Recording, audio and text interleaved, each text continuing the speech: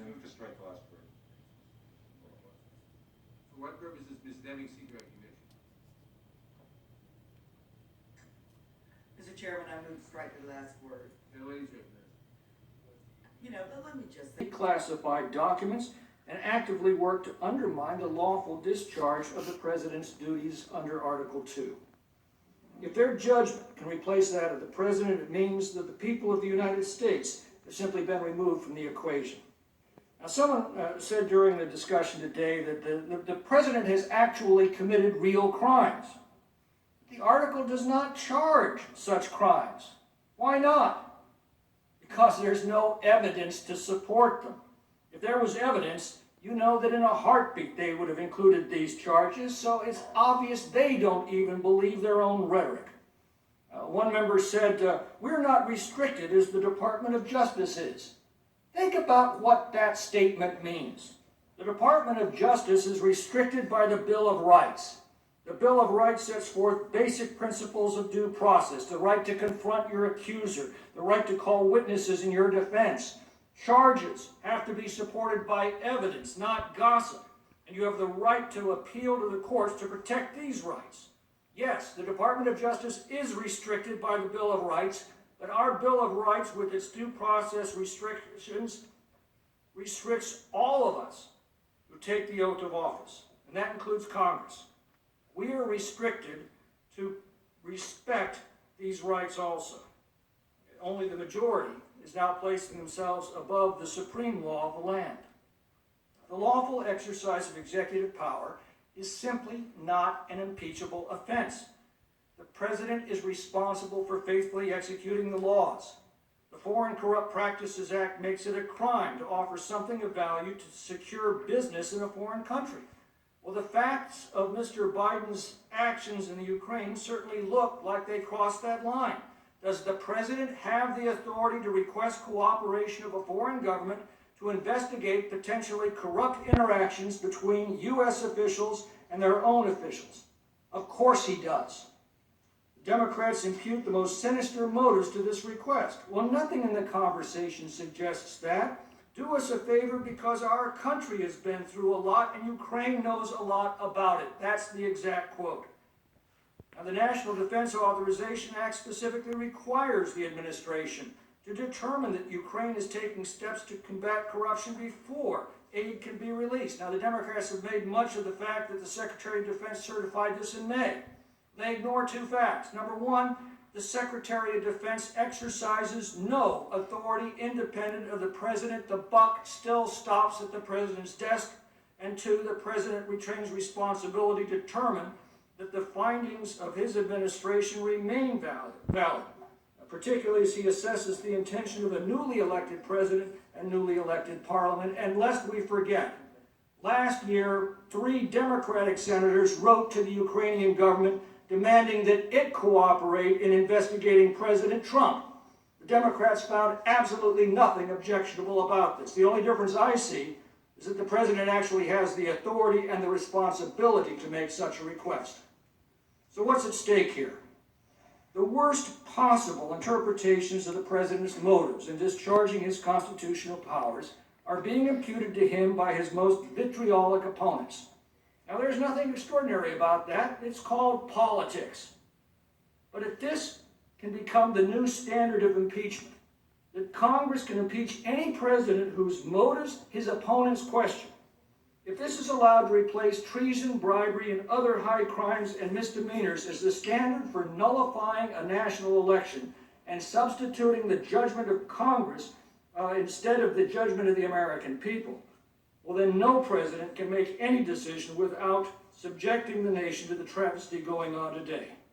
The executive branch will be subordinated to the legislative, serving at the pleasure of Congress, and the separation of powers at the heart of our Constitution will have been utterly destroyed. I yield back. The gentleman yields back. For what purpose is recognized? Thank you, Mr. Chairman. As we went through this amendment, which I think is probably one of the most telling amendments, and when put to a vote is going to tell a lot, because this is the most amorphous amendment that you could have. This is the one that even when I was waiting for the announcement from the chairman and others at the podium. I was actually there and was being interviewed. And when I heard this one come up and confirm that abuse of power was one of their articles of impeachment, it was simply stunning. And my first reaction is been made and rung true completely here today by many of the members on the majority, including the gentleman from Tennessee just recently who just confirmed it. Abuse of power for article of impeachment means anything they want it to mean. It is the carte blanche coverage. It's saying, we don't really have a case to our caucus, but go out and make it up. Just go out and say what you don't like. If you didn't say something nice to this, if you didn't do a policy you don't like, do this and that's going to cover you. You'll be okay. Because remember, this is always about an election. You know how we continue to know this? We keep misquoting the transcript. They don't have the facts, so we keep misquoting the transcript, saying, do me a favor. Again, it's simple. Read it. It's us, our country.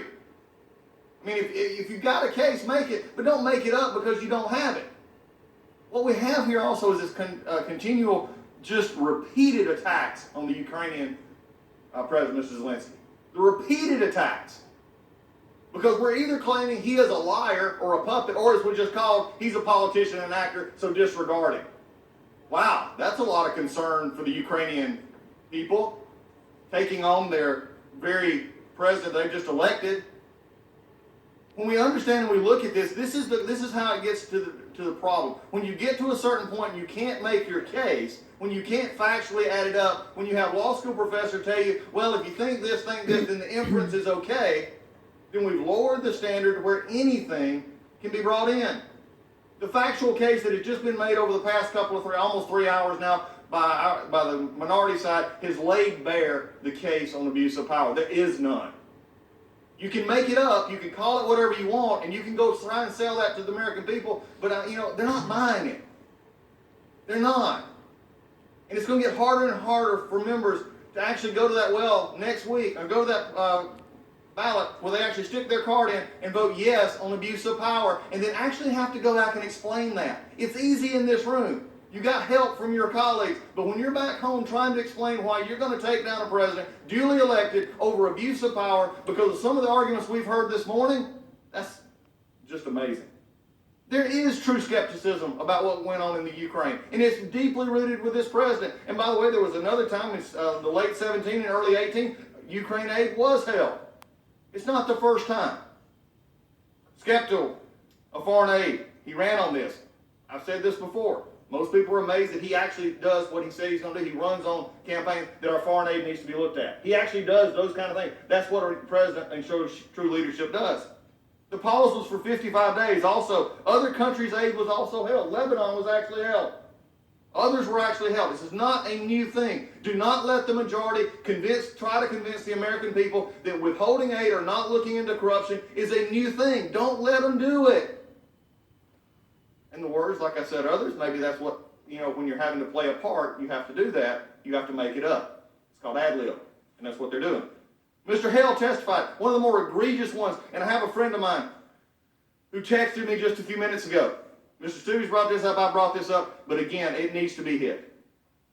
One of the things perpetrated this morning out to the American people is that people lost their lives in the Ukraine over this held aid. This friend of mine who texted me just a few minutes ago lost limbs on his own body in defense of our country in a war zone. And he says, don't let them get away with this because this is a future act. Mr. Hale testified to this fact. In fact, he repeated it in his deposition. We want to talk about facts? Go to the deposition. Go to the transcript that he had. He said this was future aid, had nothing to do with running the army right then. In war zones, people get hurt and people die, and Russia has invaded Ukraine. They are fighting that. It is a hot war. People will. But to blame this conversation because you have such a weak case that you're going to try and throw that in just to scare the American people, that's not right. Make a case, have your facts, put it in the articles. But when you can't do that, you go in the back room, you start writing articles of impeachment, and you say, uh-oh, we got a problem. Let's put something in there that all of our conference can get behind because they don't like the president. I yield back. Gentleman yields back. For what purpose does Ms. Dean seek recognition? I move to strike the last word. Gentlelady is recognized. Thank you,